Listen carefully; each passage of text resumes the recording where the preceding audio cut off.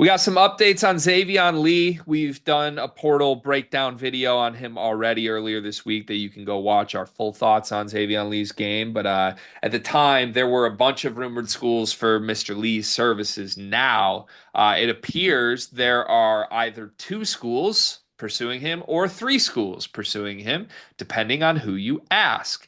Per Goodman Hoops, Jeff Goodman, shout out to him. Yesterday, his update was that Xavian Lee will decide between one of St. John's, Duke, and Florida. That felt like the consensus belief that those three were the schools that were really hotly in contention to land Xavian Lee.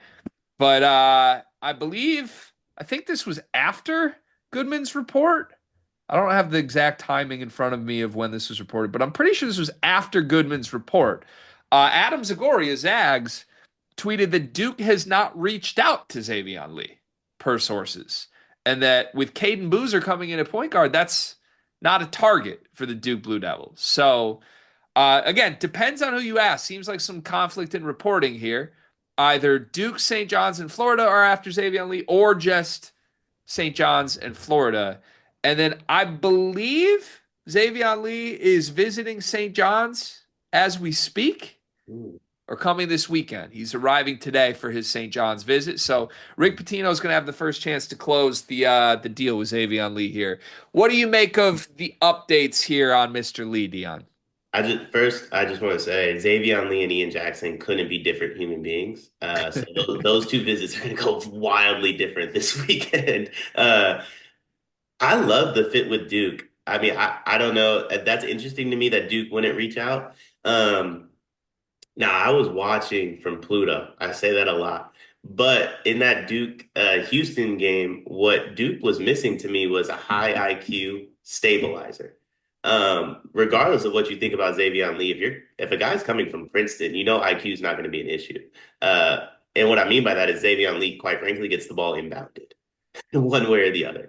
And I think from a Duke perspective, it makes a lot of sense. From a Xavier Lee perspective, you get to go to a team that in my humble opinion, was the best team at the Final Four and just lost because, I mean, of like a mental mistake that Xavier Lee, I don't believe would have. And he could kind of be like the missing piece for them. So I think it's interesting Duke hasn't reached out. I think the St. John's thing is interesting as well because they have Sanon coming in. It seems likely that Ian Jackson goes there too. I told Cart this on the full app that'll release on Monday. If you visit a school on a Sunday and Monday, you clearly know what you're gonna do because you chose not to go Friday, Saturday, especially to New York. So like I feel like Ian Jackson knows what he's gonna do, and he's probably just not gonna leave. So I feel like that's a crowded backcourt. Duke makes a lot of sense. Florida's the other school on his list, and obviously Florida is going to be completely rebuilding here. Rebuilding, but I think more reloading, right? Yeah, reloading. Sorry, that's the better Yeah. way to describe it. Like I think Florida very much will still be like a contender next year. We don't know the pieces yet, but we believe they're going to get Condon and Haw back in the front court, which is awesome. We believe they're going to have Aberdeen in the backcourt. So they're really looking for like a superstar Clayton replacement and an Elijah Martin replacement. And if they get those, I mean, that's easier said than done. But I think Xavier Lee would mix in there somewhere, right? He's that high level of a player where if you add him to the fold with Condon, with Haw, and with Aberdeen, I think you're already thinking we can make a Final Four with this group. Maybe need one to two more pieces. Um, it's interesting because you mentioned the Duke stuff. I'm with you. Duke was my favorite fit here. And before I go any further down this thought path, I just want to say fit shouldn't matter all that much for Xavier Lee because he is good enough. I don't want to act like we're downplaying his game. He's one of the very best players in the portal. He's a potential superstar who has earned basically any school in the country wanting him. Like if Xavier Lee called up any school and is like, I want to come play for you, the school should take him and start him and prioritize him. That's who he is. He's really good. So out of these three schools, like in theory, he should be a great fit at any of them. We shouldn't have to like nitpick fit.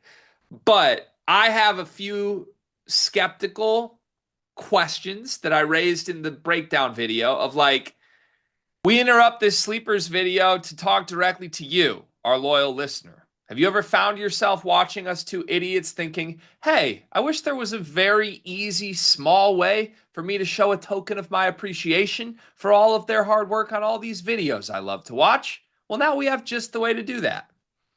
Thanks to the beautiful folks over at Underdog Fantasy. They are helping us out this month, presenting a lot of the content coming out this month, giving you a chance with a amazing offer that you can use using our promo code that Gregory will tell you more about.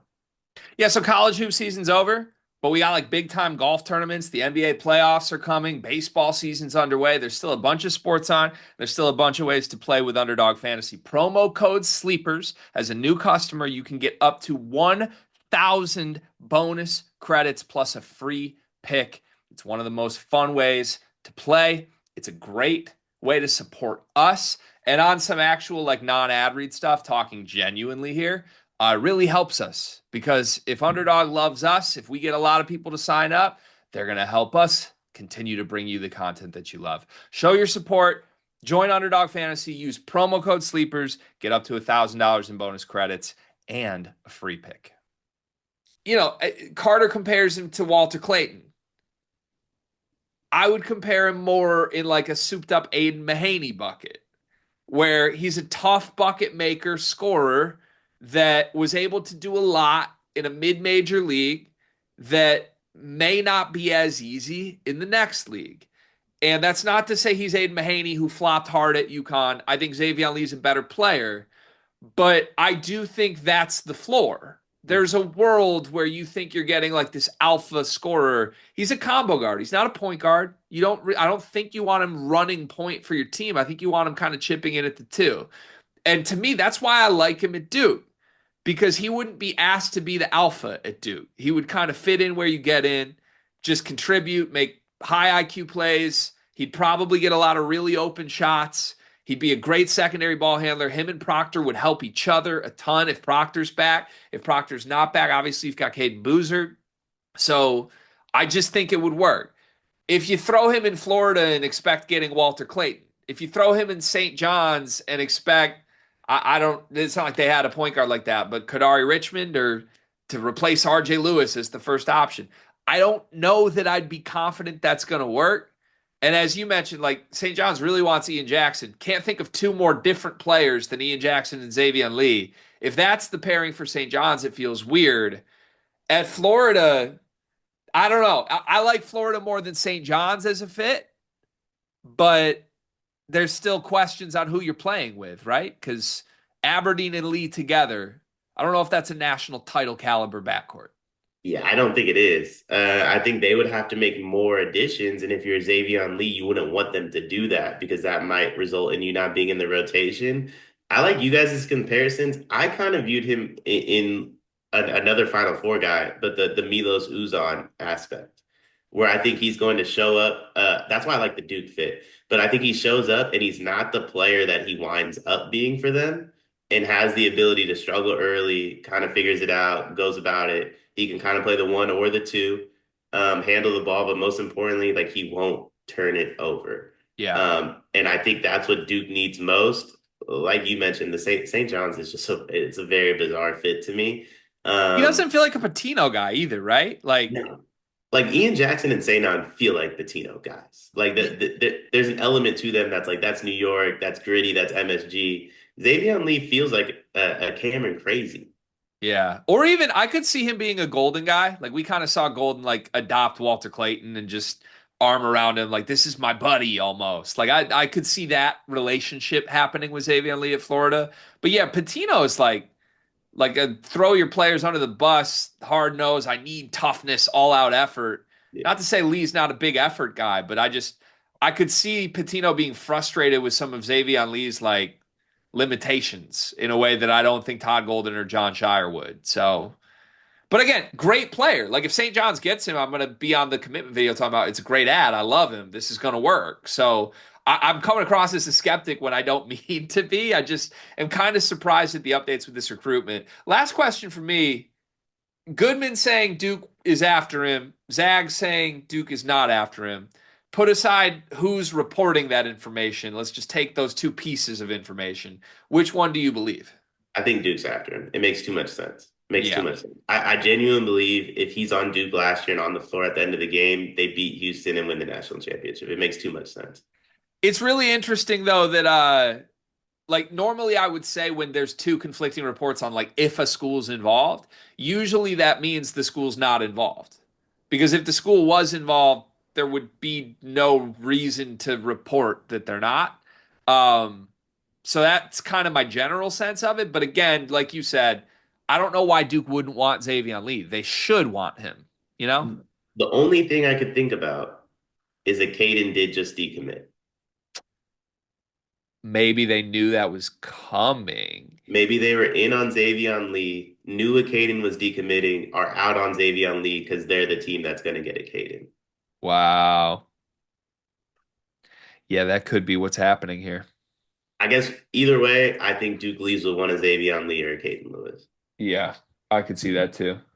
Wow, that's crazy. I didn't even think of that like that, but here we are. Wild times. All right.